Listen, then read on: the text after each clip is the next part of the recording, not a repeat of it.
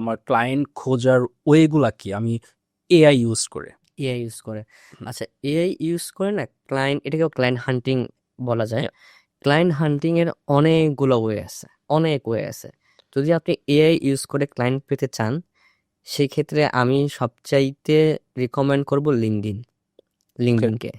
কারণ লিঙ্কডইনে যদি আপনি পেইড ভার্সনটা নেন, যেটা ওই যে সেলস নেভিগেশনটা নেন, ওইখানে কিছু এআই ইন্টিগ্রেশন আছে।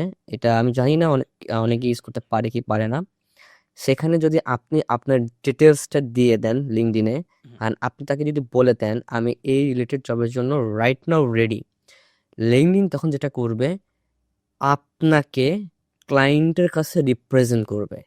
দেখেন, আপনাকে কিন্তু যেতে হচ্ছে না ক্লায়েন্টের কাছে, লিঙ্কডইন আপনাকে নিয়ে যাচ্ছে ক্লায়েন্টের কাছে। এটা কিন্তু এমনি এমনি হচ্ছে না, এটা কিন্তু আগেও হতো না, এটা কিন্তু এআই আসার পরে হচ্ছে। যা হ্যাঁ, সো এআই যদি না আসতো তাহলে তো এটা আমরা করতে পারতাম না। এক্স্যাক্টলি। সো এটা একটা নাম্বার ওয়ান।